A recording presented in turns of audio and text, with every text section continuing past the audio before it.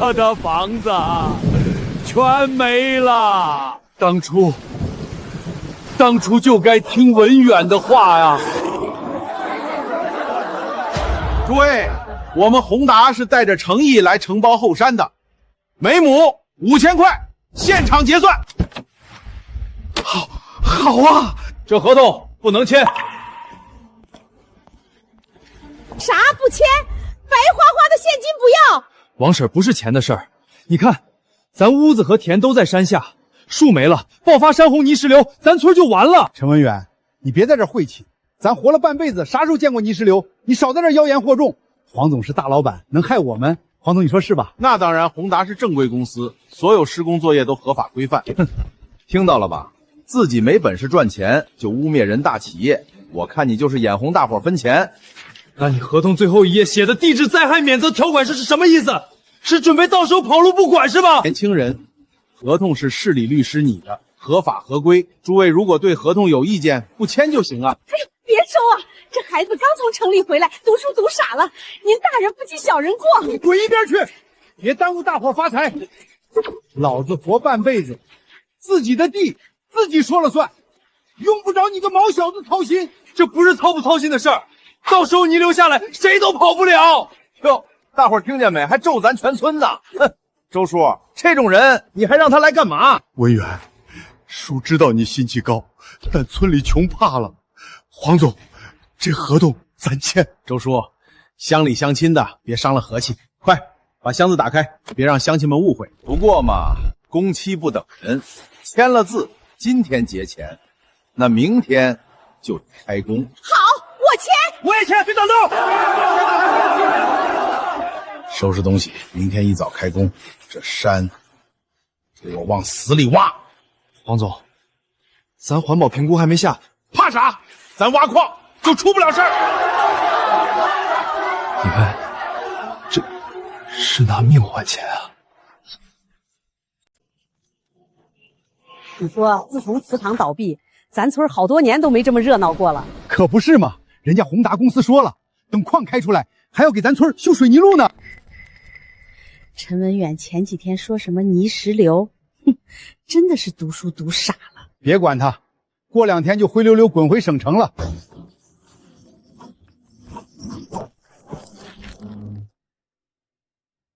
祠场倒了，咱村的瓷泥只能荒着。文远啊，你长大要把瓷泥用好，带着乡亲们发家致富，过上好日子。受今年厄尔尼诺气象影响，今年雨季提前到来，降雨量上涨3至4成，山区需重点防范强降雨引发的山洪、山体滑坡与泥石流灾害。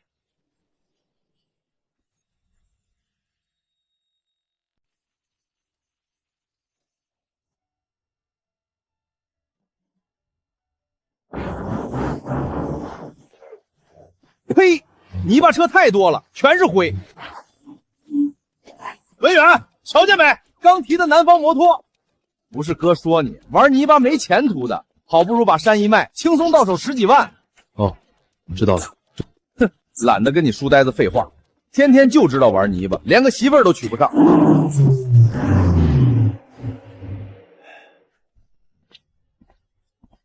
黄总大忙人，怎么有空来我这儿？陈文远，现在就差你了，签了字，我们工地就连成一片好施工，你也能赚这么多钱，两全其美啊！黄总，别演了，你们现在给钱痛快，等山没了，估计跑得比谁都快。陈文远，饭可以乱吃，话不能乱说。我宏达是带着诚意来做建设的。诚意？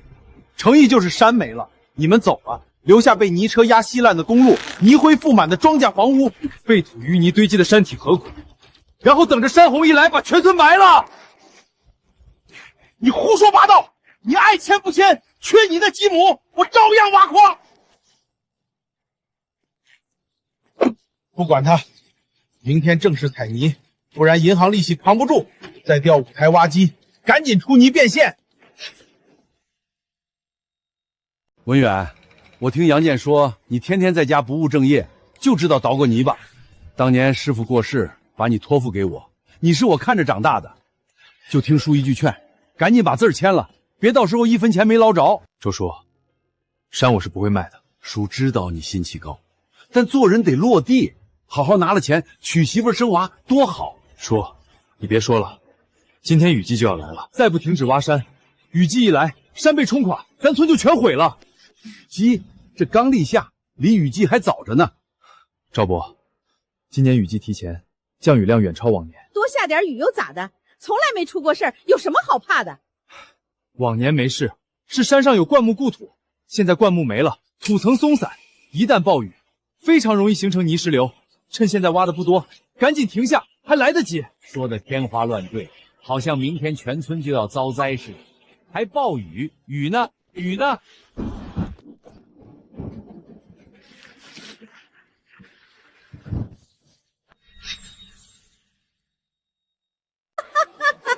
这也算雨？小陈你也太大惊小怪了。就是好大的雨哦，这雨会形成好大的山洪，我好怕哦。行了，别闹了，都散了散了。小陈，你也别在这里拦路，赶紧回去。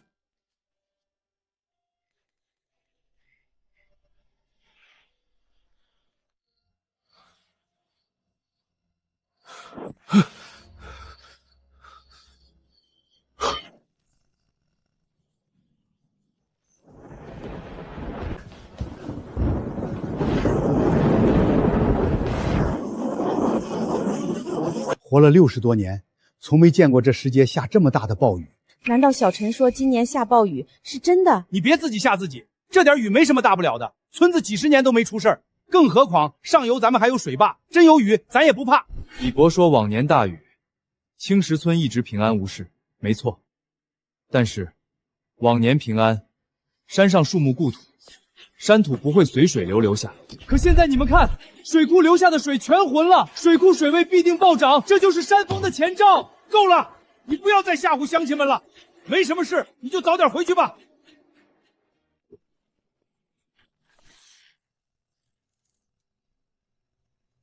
这雨才刚下呀，这水库浑成这个样子，难道真会像文远说的那样？可这水位也没涨多少啊。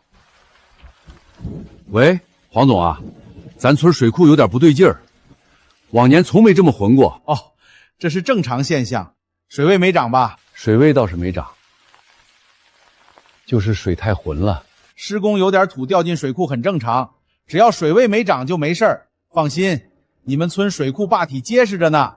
唉，也是，水位没涨，掉点土进去算什么？文远这孩子就会吓唬人。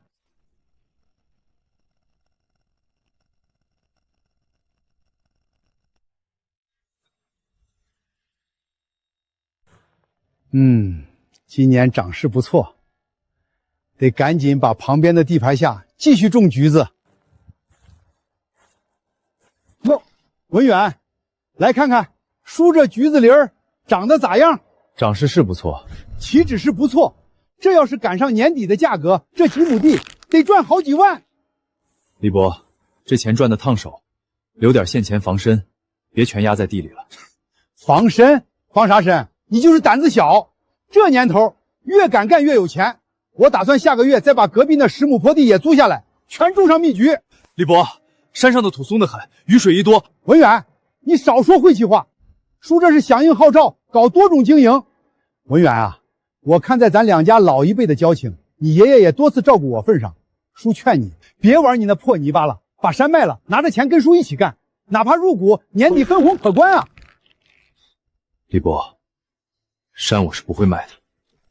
你这孩子真是茅坑里的石头，又臭又硬。算了，你自己不争气，我也没法提携你，你爱咋弄咋弄吧。真是个榆木疙瘩，好好的钱不赚。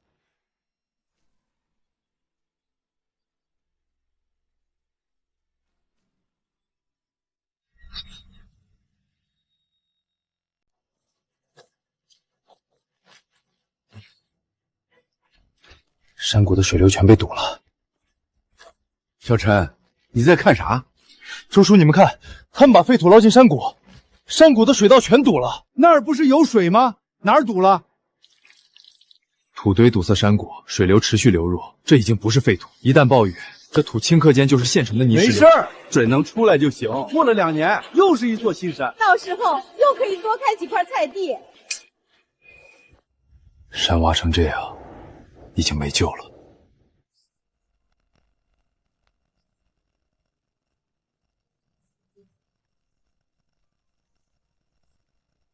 周叔，这路彻底没法走了，刚刚骑车差点摔地上了。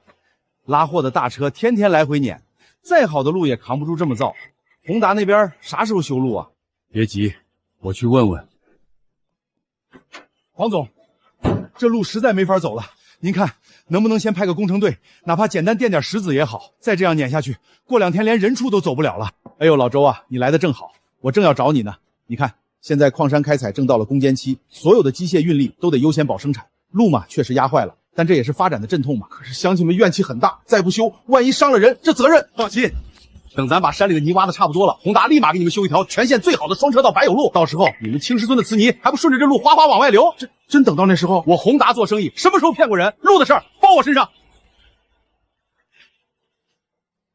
老板，咱真要给他们修路啊，那得多少成本？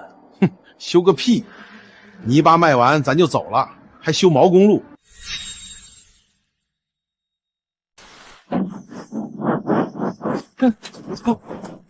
哎呦，我的辣椒苗，这刚下地半个月啊，这山真的滑下来了。李博，必须马上停工，把堆在上面的废土移走，否则下一次就不是滑几米的事儿了。赵大爷，你们别听文远瞎招呼，不就是滑了一点泥吗？瞧把你们吓的！文远，这山会不会接着滑？这下去一点点就是俺家的橘子林啊！这可是俺全家1年的指望。大家都在啊，黄总，这山滑坡了，俺的菜全没了。这要是再滑，俺的橘子林子可咋办啊？李大爷，你放心，这滑坡在工程上叫应力释放。天天下雨，山体里的水多了，稍微滑下来一点，反而把多余的力卸掉了。以后山体就更稳当，不会再滑了。听见没？黄总都说了，这是好事儿，卸力，懂不懂？这点小滑坡很正常。这样吧，为了不影响大家农耕，我们公司出机械，免费帮大家把这堆泥清理。啥？免费清理？哎呦，那可太谢谢黄总了，这大公司就是讲究。既然专家都说是卸力，那应该没啥大事儿了。这是宏达靠谱，都散了，下午这土就被清理了。文远，刚才那黄总说的到底靠不靠谱？这山真像他说的，滑一下就没事了？周叔，他说对了一半，这滑下来一点确实卸掉了一部分力，但是这次卸力只是暂时的。现在山林已经基本全毁，顾不了土，现在唯一的指望就是能出几天大太阳，把这些泥里的水晒干，否则神仙难救。受厄尔尼诺影响，今年雨季降雨量上涨3至4成，需重点防范强降雨引发的山洪、滑坡与泥石流灾害。希望能少下点雨吧。出太阳了，只要现在停工，就还有最后一次机会。 A 区、B 区全部给我顶上去！前几天雨太大，耽误了工期，今天死也要把进度抢回来！周叔，现在出了太阳，泥土还没晒干就施工，到时候下雨就是更大的地质灾害。哟，我看你是见不得大家过好日子吧？太阳都出来了，还在这儿妖言惑众。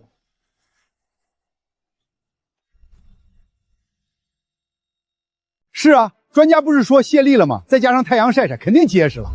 黄总，你看这土刚被雨泡透，要不等个1-2天晒结实了再挖，不差这一会儿吧？老周，前2天帮你们清理滑坡、铺好土的时候，怎么不说等一等？现在工期这么紧，你们要我暂停施工，想违约吗？合同里写的很清楚，如果你们无端阻止施工，我们有权解除合同，要求退还征地款，并赔偿违约金。啥？还要赔钱？不退，我这1万块钱都花了大半了，拿啥退？可舍不得。违约金那得多少钱啊？咱把地卖了也赔不起呀！周叔，咱可不敢惹这官司啊！咱村穷的叮当响，哪赔得起呀？陈文远，你是不是存心想害死大家？周叔，文远，你是不是眼红大家拿了征地款，就吓唬大家，让大家把钱退回去，好让大家和你一样没钱？走，都走，别耽误人家宏达施工。没救了，都被钱迷住了眼。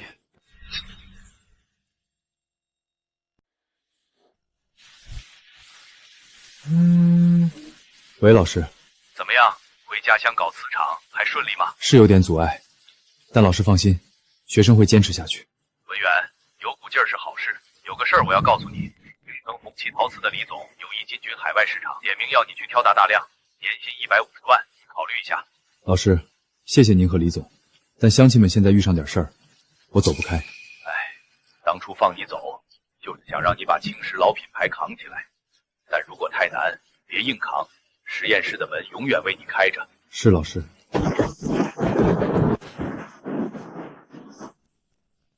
这雨下的不对劲。文远，怎么了？老师，出来了点事儿，不说了，您保重。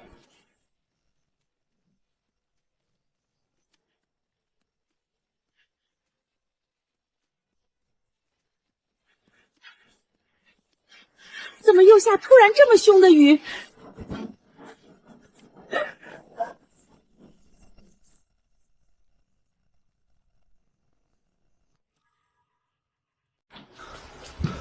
周叔，不能再等了，大家必须马上转移。文远，到底咋了？你们听听外面的动静，山上土石松了，雨水往里一灌，随时都可能。这动静不对呀！小陈，这才刚下雨，你让大家往哪儿转？要是白折腾，以后村里人得怎么骂我？宏达黄总说施工很规范，没事儿。规范？山都被挖成这样，哪来的规范？这样下去都得完蛋。可是往哪儿转啊？这大半夜的雨又这么大。就是啊，老人孩子怎么办？总不能淋着雨往山上跑吧？要不先看看，毕竟咱青石村几十年也都没事儿。村里人养我一场，我不能看着全村覆灭，必须出去找援助。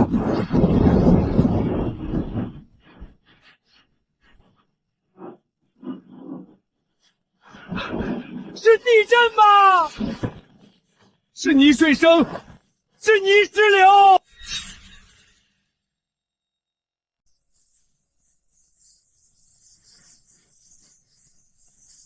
是泥石流，快跑啊！文远家没人，他家地势高，去他家院子。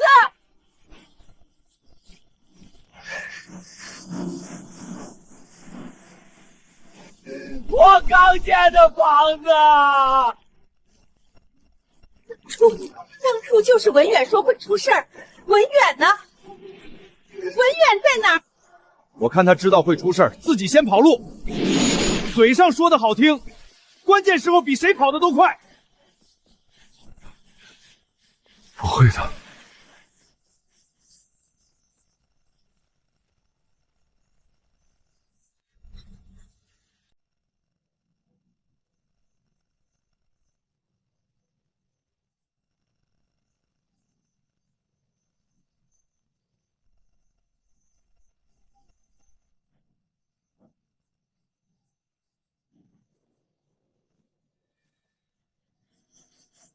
我的车，我刚提的新车呀！房子没了，地啊，全没了啊！小宝，你醒醒，你醒醒！完了，全完了。当初听文远的就好了呀。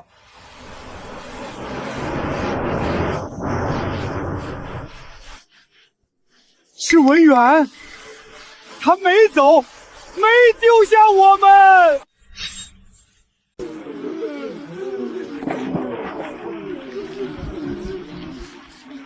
都别哭了，青石村还没死绝呢，人没事儿就还有希望。大家快点，先搭帐篷、棉被，先给老人孩子，面包和水按人头发。文远啊，你帮我救救小宝。小宝一直高烧，王婶别急，我这就打120。喂，120吗？青石村，对，泥石流，有个孩子高烧昏迷，快派车！好。王婶放心，救护车半小时之后就来。文远，真是太谢谢你了。婶儿以前瞎了眼，跟着那些人骂你，婶儿对不起你呀。王婶儿，现在别说这些，先安置好大家再说。对对，大家动作快点儿，先把雨棚搭起来。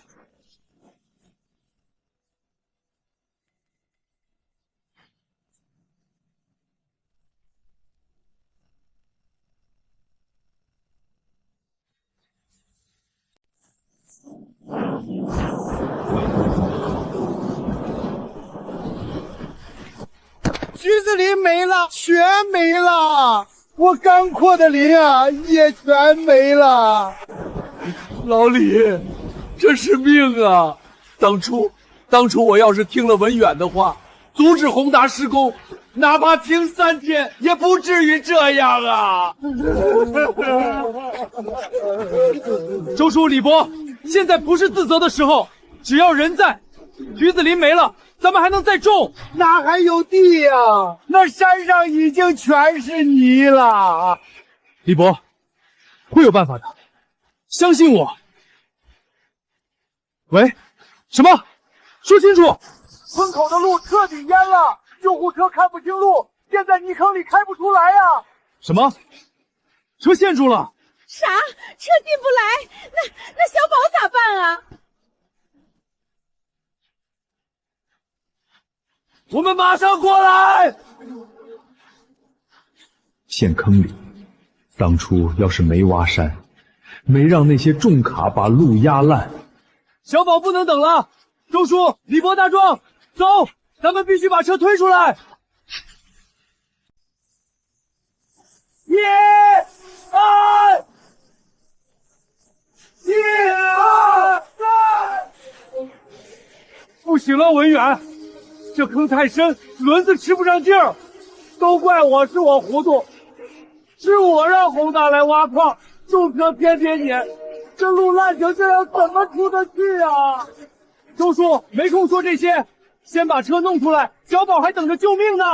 都过来，肩膀顶住车厢，再次数劲儿，1、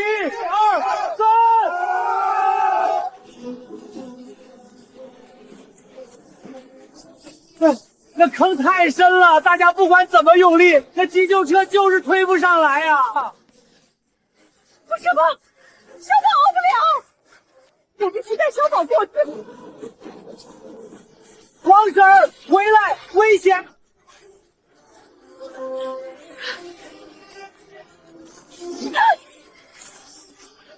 小宝！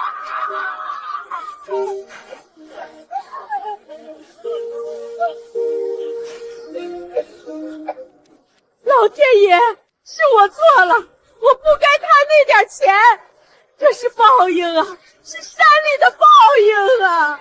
要罚就罚我，求求你们放过孩子吧！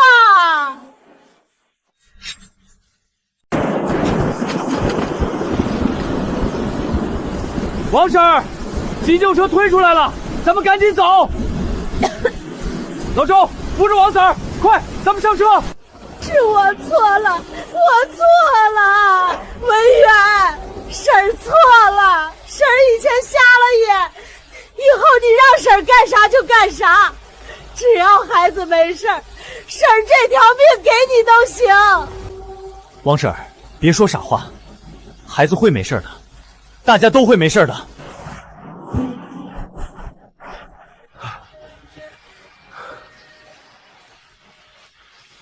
赵大爷，别担心，小宝送走了，会没事的。文远啊，刚才吓死我了，那路，那水。大爷，过去了，只要人在，路塌了咱们再修，山秃了咱们再种。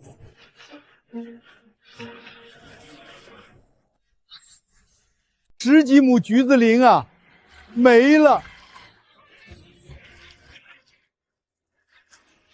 今年的化肥钱还没给呢，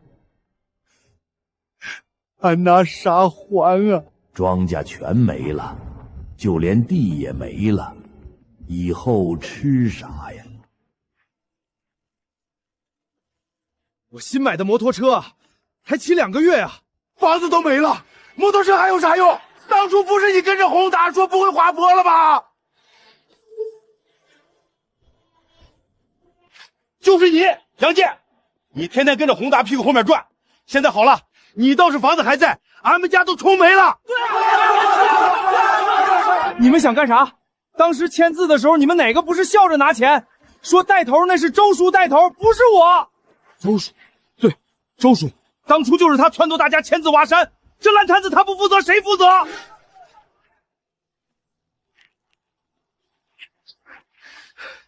周老二，你给俺们个说法！少哥，李弟，大家，说法，我的橘子林啊，那是俺全家的指望。你一句话就让宏达来挖山，现在全完了。你赔我橘子林！是我的错。周叔可是为了大家致富啊，这叫啥？这叫交学费，大家体谅一下嘛。拿啥体谅？拿俺们的命体谅吗？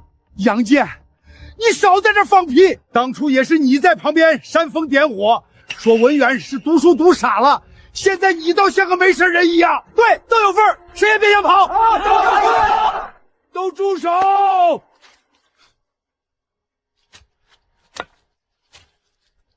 打他有啥用？打他，橘子林能回来吗？地能回来吗？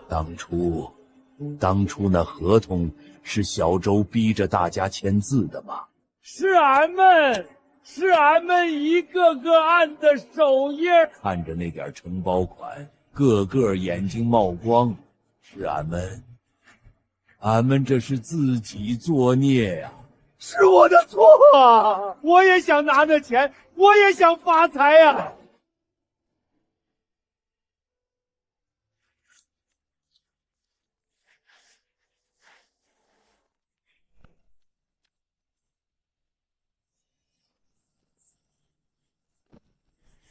周叔这是干嘛去了？文远，小周他心如死灰，往河堤上去了。我看他眼神不对，你快去看看。什么？周叔，完了，全完了。又咋了？山也塌了，地也没了，还能咋完？宏达刚刚发了公告，说设备全毁，资金链断裂，已经破产清算跑路了。你说啥？跑路了？那咱们的承包款呢？那咱们的赔偿呢？都没了。黄总带着钱昨晚就跑没影了。宏达欠银行一屁股债，法院说咱们那点征地款连银行债务的零头都不够，咱们连告都没地方告啊！跑了，他真跑了，家没了，地没了，现在连个赔罪的钱都没了。我对不起祖宗，对不起大家，还有什么脸活在这世上？都怪我，当初我不贪那点钱，不信那王八蛋的鬼话，不签那合同，乡亲们何至于此？是我猪油蒙了心啊！师傅，我对不起您，我没把文远带好，还把全村带进了死路。周叔，危险！文远，放手，让我死吧。黄总跑了，啥都没了。周叔，你是村里的主心骨，不能倒下，否则这烂摊子谁来收拾？当初是我担保带大家赚钱致富，这哪是致富，是把全村都推进了火坑。现在黄总跑了，路烂了，山塌了，全村毁了，我活着还有什么用？文远，你就当可怜可怜叔，让我走吧。周叔，天无绝人之路，咱有手有脚，不怕日子过不下去。想死简单，跳下去就是。但现在什么都没了的乡亲们怎么办？起来，走，听我的。没活路了，真没活路了。早知道听文远的就好了，现在破产，钱不给了，把这泥山还给我们还有啥用？大家都觉得没活路了是吧？那我问你们，30年前咱村靠什么挺直腰杆？那时候咱村有磁场啊。对，那时候咱们靠的是手里的活计，那时候谁不羡慕咱村家家有余钱？周叔，您是当年我爷爷的亲传弟子，那手雕花的手艺，十里八乡谁不佩服？李伯，您烧窑的温度把控那是绝活。王婶，您画的青花，当年连省城的专家都夸过。咱村靠瓷器也辉煌过，现在凭啥不能再办厂？我大学专门研究瓷泥的，山里的泥我比谁都清楚该怎么用。文远，你真有半场把握？还半场？陈文远，你脑子进水了吧？咱村以前磁场怎么倒闭的忘了？你一个学生崽儿，懂什么烧窑？懂什么半场？对呀，半场不得挖山采泥，这刚遭了灾，又要来一个。住口！不找新兔子，难道就求别人来救济咱吗？周叔说的对，以前咱种田求天，后来咱卖山求矿，结果山塌了，田淹了，现在咱求自己。还求自己？你要办场就办，我反正不来，就看着你这新厂能办几天。文远啊，你说要办场，咱现在咋干？咱们第一件事不是办场，而是种树。啥？种树？种树能当饭吃啊？以前的教训还不够吗？树不种，山不稳，哪怕厂子办得再火，下一场暴雨全完蛋。所以，咱除了村东头那个已裸出来的磁泥小坡留作以后取土用，剩下的山全部种树。文远说的好，以前是咱错了。种树，全村都种，哪怕饭少吃一口，这树也得给我种上去。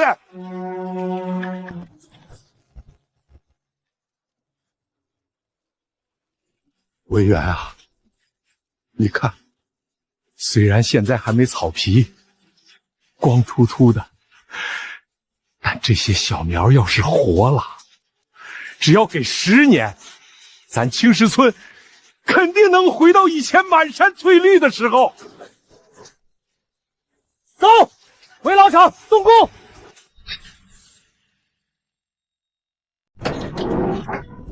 文远，咱会议虽穷，但这最后一点家当，给你了。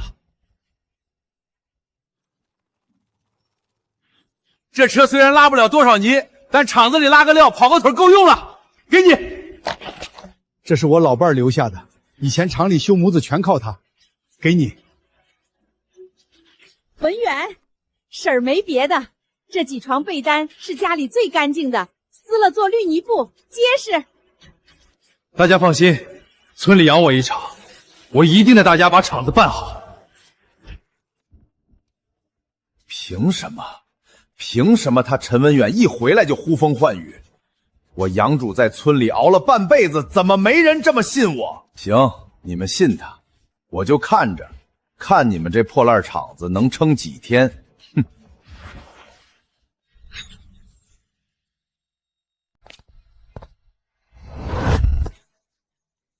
文远啊，你看这泥，看这灰色，烧出来就是白的，这是咱青石村的骨头。爷爷，您放心，咱村很快就会富起来了。文远啊，东西是好东西，这釉色这手感没得挑，可这毕竟是要吃饭的家伙，不是啥金银珠宝。咱这一窑烧出来，本钱都压进去了，卖给谁啊？总不能挨家挨户去推销吧？周叔，您放心，这东西不愁卖，只是咱们还没找对买主。你真有谱，别到时候砸手里，大伙该骂娘了。走，带您去见个朋友。这都第几个了？这一箱碗没摔就崩口了，这每月碗价都快赶上肉价了。郑老板忙着呢。哎呦，这不是文远吗？啥风把你吹来了？这位是？这是我周叔。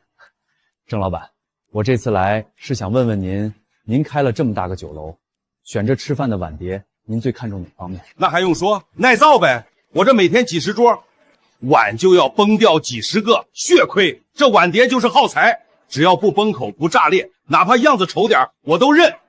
现在的供货商货是便宜，但太脆了。也就是说，只要比市面上的碗结实，您就感兴趣？那是当然，谁不想省钱啊？不过现在的瓷土质量就这样，神仙也难救吧。郑老板，这是我家的碗，您这试试。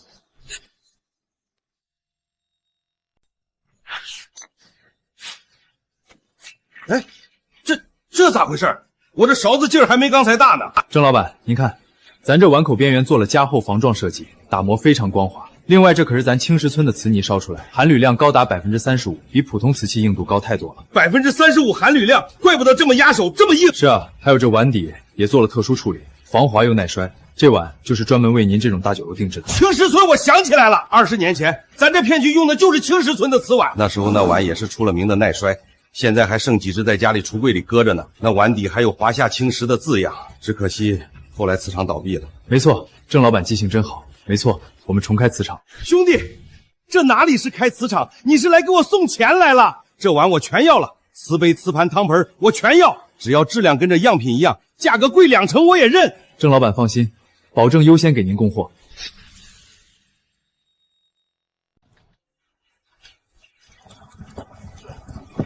周叔，文远，咋样啊？卖出去没？王婶儿、李伯，告诉大家，咱们青石村的瓷器全都卖出去了，而且是第一单。好啊，咱青石村又站起来了！卖出去了，哼，不过是运气好罢了。哼，我看你能笑多久。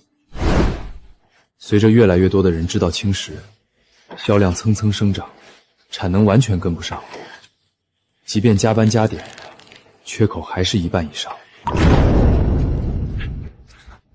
陈文远，像这样交货速度，你还要磨蹭到什么时候？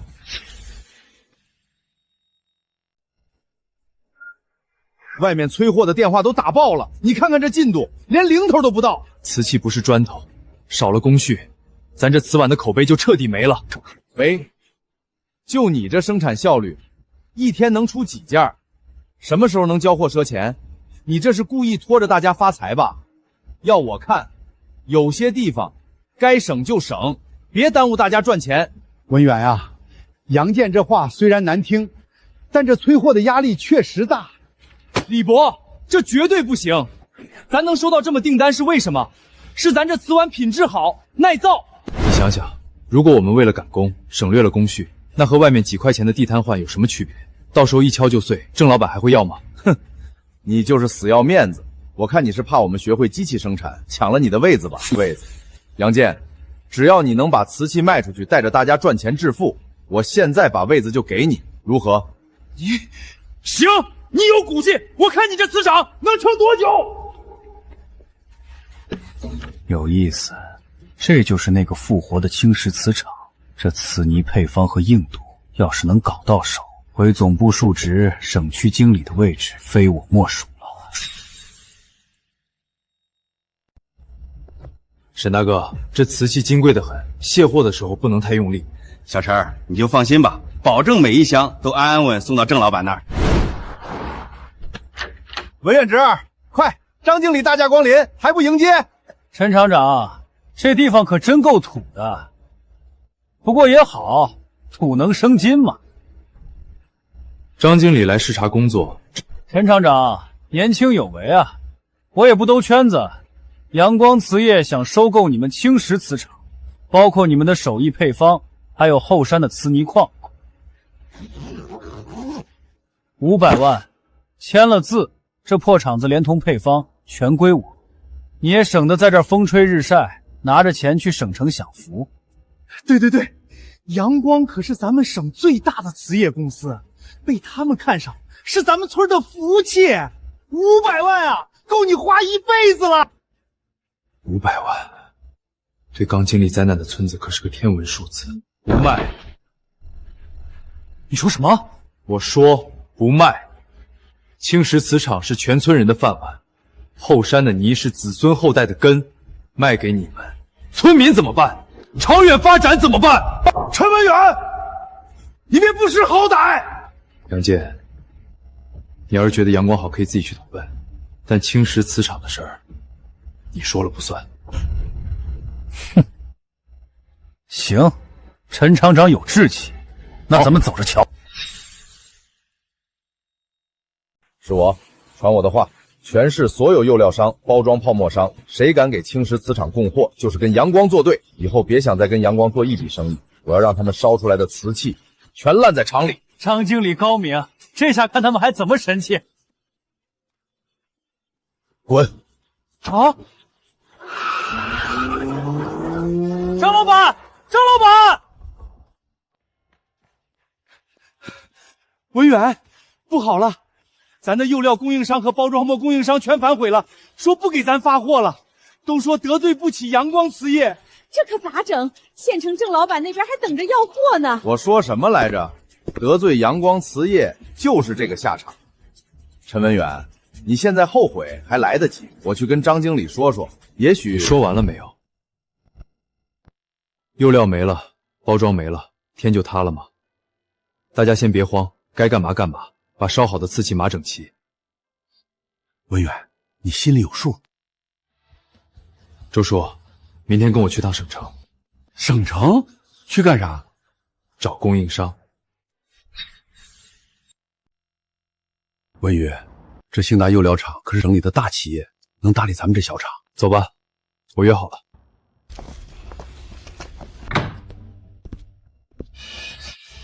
你就是打电话来的小陈？陈仁明是你什么人？是我爷爷。原来是故人之孙，好啊！当年要不是你爷爷，我这个厂早就关门了。刘老板，您认识我师傅？20多年前，我刚接手这个厂，资金周转不开，眼瞅着就要倒闭。是你爷爷二话不说，先付了1年的釉料款，硬是把我从悬崖边上拉了回来。后来青石瓷厂倒了，我这心里一直欠着这份人情没处还啊。刘老板，我今天来是有事相求。什么求不求的？说。我打算重开青石瓷厂，但阳光瓷业封杀了我们的釉料，逼我们就范。我不求刘叔白给，只求按正常价格供货，量不大，够我们生产就行。是阳光瓷业呀。行，供货的小陈啊，你们这青石瓷厂刚重建，你要多少釉料？量不多的话，阳光封不封锁都一样。目前厂子有起色，短期的话还是需要一些的，但我正在研究环保釉料，暂时用工业釉过渡，等研究成了就不需要买釉了。没想到小陈你还是多面手，竟还你自己研究釉料。之前在南山研究院待过一段时间。南山研究院？那钟老师？不错，是我老师。什么？钟老师你老师？陈老板，你早说啊！钟老的弟子那可都是咱们行业里的翘楚啊。釉料的事儿你放心，要多少有多少，价格按成本价算。那多谢刘老板了。什么刘老板？老厂长当年也是我长辈，以后就叫刘叔，以后有什么需要尽管找刘叔开口。那就多谢刘叔了。文远，你到底还有多少事瞒着我？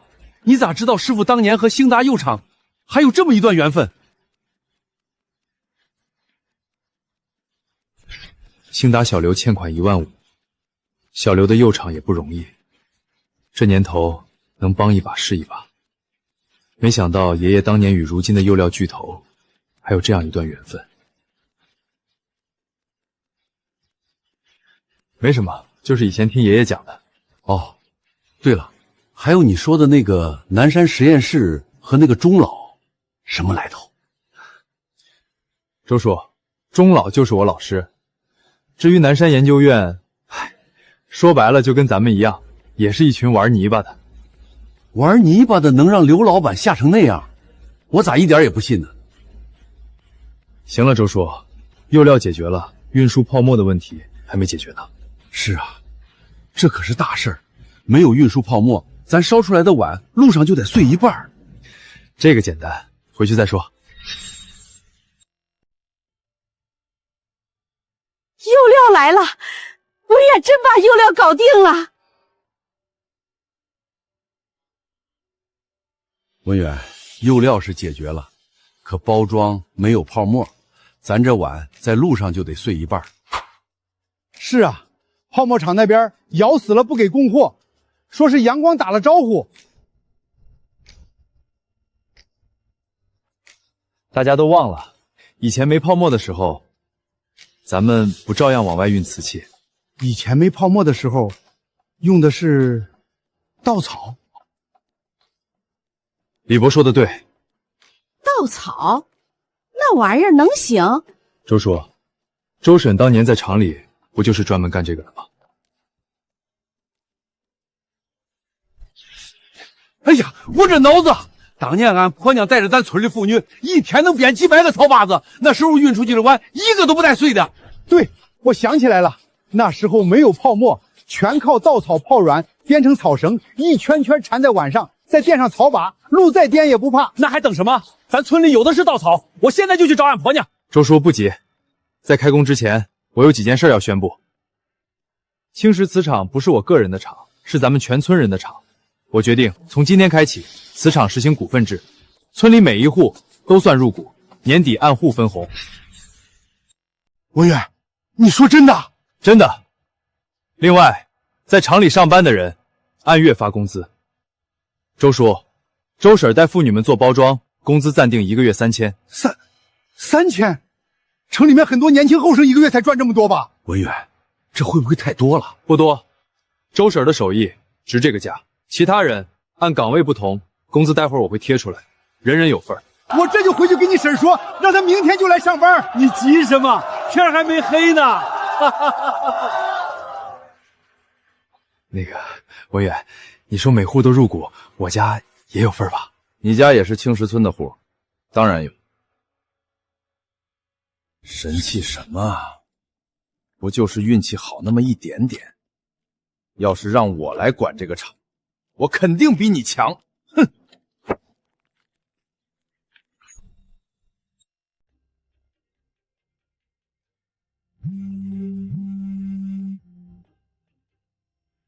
哟，老杨啊，什么风把你吹来了？老刘啊，听说你给一个江城一个小瓷厂供货呀，是不是不太给我面子？哪能啊，欠别人一个人情，找机会还了而已。而且老杨，这是你那小舅子做的不太地道，收购别人厂子不成就用这种绝户计。我这是帮你那小舅子积德行善啊。行，老刘你都这么说了，那这事儿就算接过去，我就不插手。姐夫，这点小事都干不好，我要你有什么用？是我没用。那兴达釉料那边，刘建国那个人跟别的供应商不一样，他有自己的渠道，不靠咱们吃饭。那怎么办？青石那个小厂瓷碗的质量确实好，含铝量35%。这一月我在片区的份额被抢了40%。多少？35？你说这碗的含铝量多少？是我们实验室测过，硬度也比咱们的硬3成。35，青石泥矿的含铝量这么高，这批瓷泥矿必须掌握在我们手里。那青石瓷厂既然得不到，那就毁掉。姐夫的意思是，这事儿你不用管了，我自有安排。刘总，青石瓷厂那边的釉料已经全部送过去了。好，以后青石那边需要所有釉料，必须优先供应。是。你先下去吧。老杨啊，你想吞青石的泥矿，诱口不小。不过这次你算踢到铁板，这小陈可是那位的弟子，听说那位护犊子可是出了名的。我就在这儿坐着，看你这场戏怎么收场。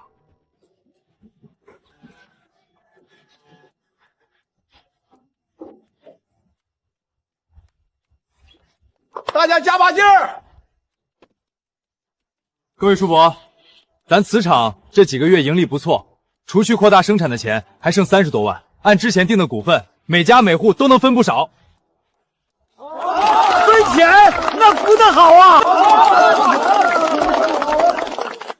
但是我想提个建议，这钱咱先不分了，拿来修路，把咱村口那条烂泥路修成柏油路。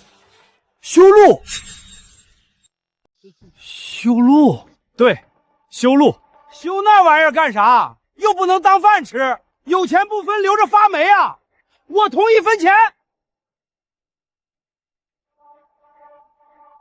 我同意修路。老周，你糊涂了，有钱不拿。老李啊，咱瓷碗再好，路不好，一车货要碎2成。咱青石村要想真富，路必须通。我也同意修路。上次小宝生病，那救护车就是被这路坑的，差点误了大事。修，必须修！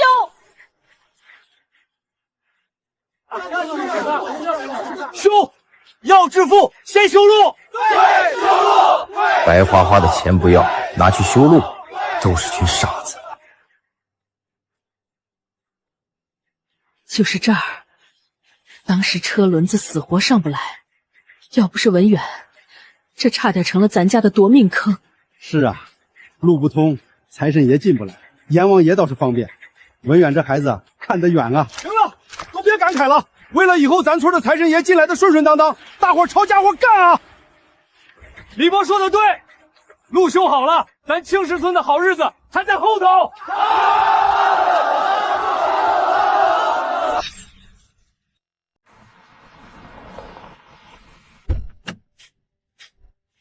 老师，您怎么亲自来了？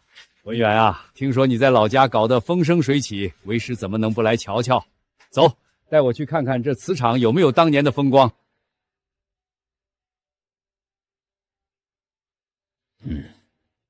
胎质致密，釉色温润，这硬度、火候控制得很好。看到这些，我就放心了。这都是青石你好，还有村里长辈们的手艺，我只是搭个台子。当年青石磁场倒闭，是我们陶瓷行业的一大损失。你能把它捡起来，不仅是赚钱，更是传承。学生明白，青石村绝不再走以前那种挖山卖泥的老路。上次那场洪水就是咱们的教训。好，光守住还不够，要发扬光大。下个月陶瓷博览会在省城举办，各大厂都会去。我希望你能带着这个去。老师放心，学生一定让大家都知道，华夏青石这个老字号又回来了。文远，出事了！周叔，路修的好好的，出啥事了？阳光瓷业那王八蛋，他们刚才举报我们这个商标是他们的，说如果我们再用华夏青石卖产品，就要告我们违规侵权。什么？投诉我们？他们从没用过青石瓷泥，怎么可能拿得到华夏青石的品牌商标？是隔壁石桥村的老赵，他们和阳光瓷业合作，把山卖给了阳光瓷业，说那也是青石瓷泥，动用关系拿到了华夏青石品牌。青石矿脉极其庞大，石桥村出产瓷泥并不奇怪。走，周叔，咱们去石桥村。这不是跟当初宏达公司一模一样吗？老赵这是要把全村往火坑里追呀！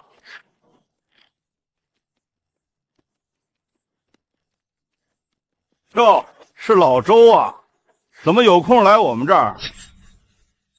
老赵，这山挖不得呀，咱们两村山脉相连，他们这么挖，一旦暴雨，水土流失，我青石村的灾你难道忘了吗？还暴雨呢，雨季都过去了。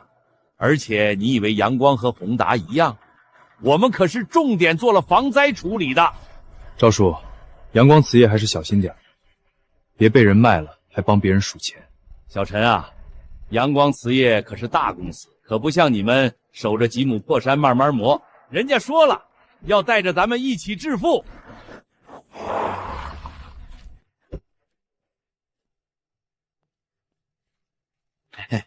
杨总，您来视察工作了。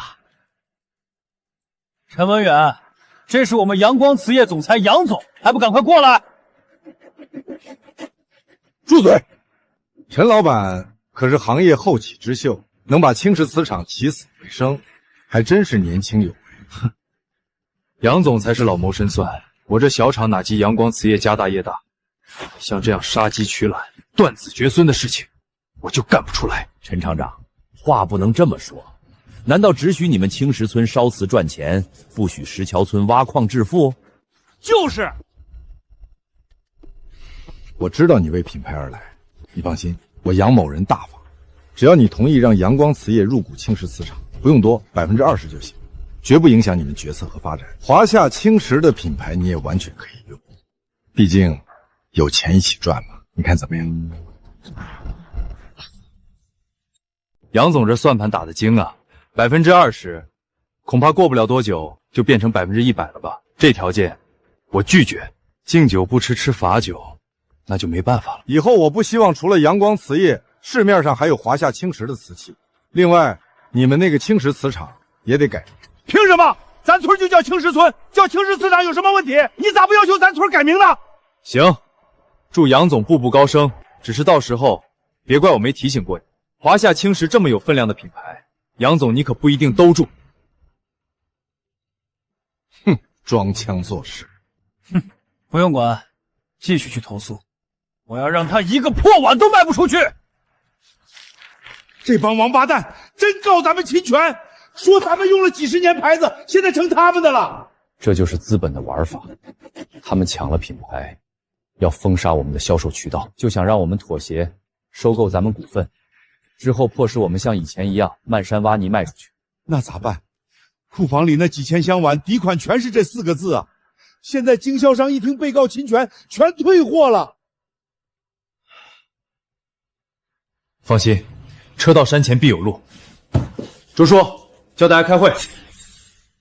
文远，咱这仓库都快堆不下了，外面的货车都不敢来拉，怕被阳光瓷业起诉连带赔偿责任。这可是全村人的心血呀，难道都要砸手里烂掉？我早就说过，跟阳光瓷业斗，咱们就是鸡蛋碰石头。依我看，咱们把厂子盘给杨总算了，还能换点钱过年。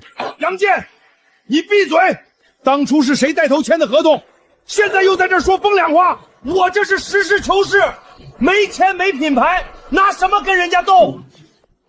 大家静一静。我们现在确实遇到了大麻烦，品牌被抢，货卖不出去，资金链随时可能断。但是把厂子卖给杨光明，那是饮鸩止渴。他今天能为了商标告我们，明天就能为了矿石把咱山挖空。道理是这个道理，可这几千箱货咋办？货我有办法处理，但在那之前，我们需要一个新的名字。啥新名字？对，华夏青石这4个字儿，我们是不能用的。咱碗，甚至咱厂都得改名。什么？不行，绝对不行！这牌子可是咱青石村祖上传下来的。不行也得行，谁叫咱们厂之前倒闭，守不住这牌子？难道就一点办法就没有了吗？谁说咱守不住？大家放心，不出2个月，咱们的碗还是华夏青石。真的？真的。但我们现在需要一个新品牌。我决定了，从今天咱们青石村产的瓷器以后就叫新石，寓意着咱们青石村是新的开始。新的开始？是。咱经历了洪水，经历了重建，咱们厂也经历了以前的破产清算，但现在咱们重新办厂，重新让满山变绿，是全新的青石。对，新石，新青石。现在大家先把心放肚子里，该修路修路，该做胚做胚。库房里的货，我保证在2个月内给大家一个满意的答复。我信文远，咱们换个牌子照样火。我也同意，大不了咱们从头再来。真是一群傻燕，到时候卖不出去，我看你们怎么树厂。喂，老师，我是文远。老师，关于华夏青石这个品牌，学生有一个不情之请，我想请您在陶瓷行业协会大会上提一个建议。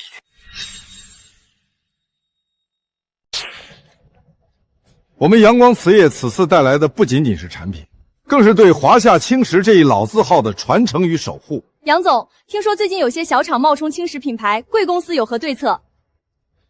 我们会用法律武器，让那些侵权者无处遁形。哼！哟，这不是陈大厂长吗？怎么没路费住酒店，来这儿打秋风？你嘴巴放干净点儿！张经理客气了，我们来参展。参展？就你们那连品牌都没有的破厂子，别逗了！保安，这几位是来推销碗的，麻烦请出去。小张，不得无礼，都是同行嘛。陈老板，现在认错还来得及，只要你肯签了入股协议，今天的展位我给你安排。杨总的好意我心领了，不过不用麻烦，我有自己的展位。展位？怕是角落里的地摊吧？没有品牌，怎么跟我的华夏青石比？文远，他们人多势众，咱们真的行吗？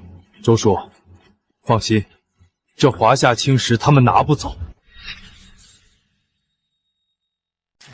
接下来，让我们掌声有请阳光瓷业总裁杨光明先生为大家介绍本次博览会的重磅新品——华夏青石系列。各位来宾，华夏青石源远流长，是我们的文化瑰宝。30年前曾远销海外，誉满华夏；30年后，也因历史的动荡一度蒙尘。今天，阳光瓷业耗资数亿，终于让华夏青石重焕新生。我们不仅复刻了当年的技艺，更用现代科技赋予了它新的生命。然而，我们也痛心的看，有些人为了私利，竟然在山寨我们的品牌，甚至用劣质的产品玷污华夏青石品牌声誉。在这里，我郑重宣告，阳光瓷业将不惜一切代价捍卫华夏青石的尊严。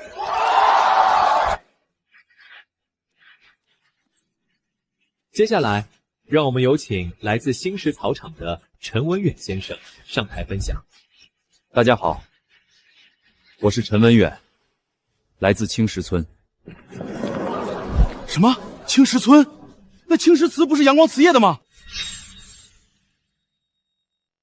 这是我们青石村的一个普通的碗，售价2.5块，是我们的展品。2块钱的碗做展品，开什么玩笑？刚刚杨总说了华夏青石的辉煌，而我今天要讲是泥土里的辉煌，也是泥土里的教训。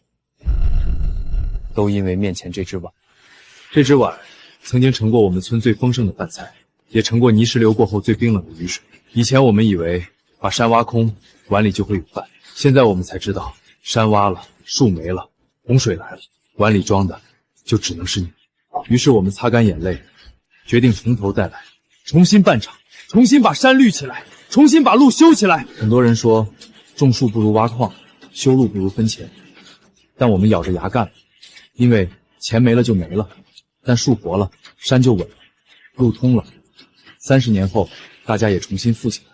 就像这个瓷碗，我们不仅要让瓷碗活下去，更要让盛饭的人活下去。于是我们从当年青石瓷厂的遗址上把厂重新开起来，并重新取名新石。我们没有生产高端瓷瓶，只生产的是大家餐桌上每天都要用的饭碗。那一代老手艺人告诉我，华夏青石的意义不在瓷碗卖多少钱，而是在它能不能在老百姓手里端得稳稳当当。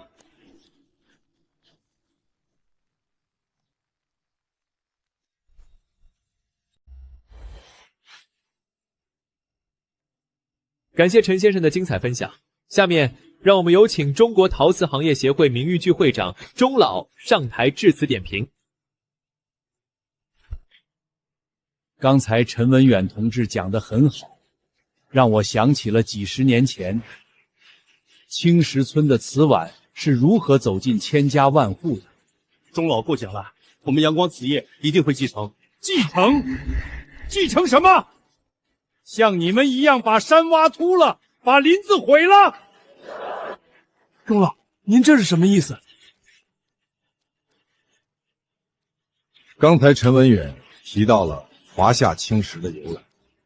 没错，这个品牌属于青石村，属于那片土地。但是据我所知，现在的阳光瓷业不仅没有在青石村生产，甚至连瓷泥都不是用的青石矿，通过不正当手段抢占品牌，恶意竞争，打压同行。钟老，您不能血口喷人，我们是合法经营。合法？那你告诉我，你手里那份青石村老厂的土地转让合同是怎么来的？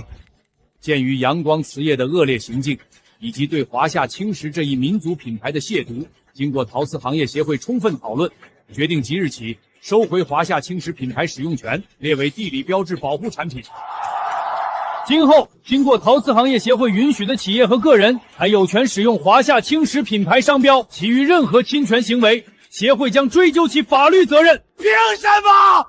那是我们花钱买的商标品牌，钟老，你不能这么做。经过举报，你俩涉嫌商业欺诈、恶意竞争以及行贿等问题，请我们走一趟。不关我的事，是他，都是杨光明指使我干的。行贿、抢商标，还有去收购石胶泥矿，都是他让我去做的。这个吃里扒外的东西，放屁！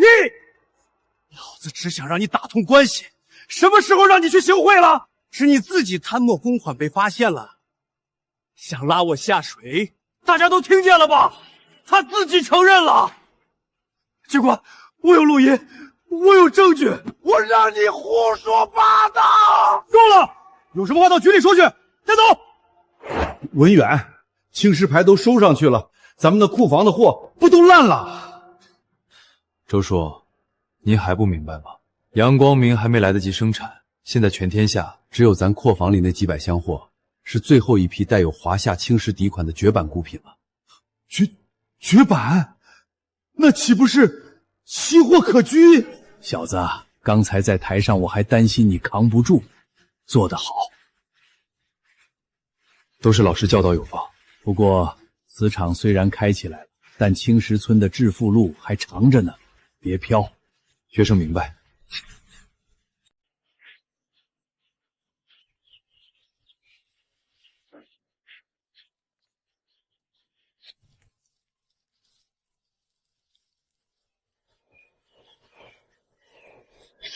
文远啊，这批货是发往欧洲的，真没想到咱这山沟沟里的碗还能卖到国外去。周叔，这不就是您当年说的吗？咱青石村的泥那是宝贝。是啊，你爷爷要是泉下有知，也能闭眼了。爷爷，您看，山绿了，路通了，村也富了，答应你的，我做到了啊。杨伯伯，听说以前咱村发大水，房子都冲没了，是真的吗？那还能有假？那时候啊，要不是你杨伯伯我眼光毒，手腕硬，坚持要重办磁场，坚持要把这路修通，把树种上，那能有现在的日子吗？哇，杨伯伯你好厉害！那是，想当年为了叫这厂房叫新石还是旧石，最后还是你杨伯伯我拍板定的新石，听起来大气有前途。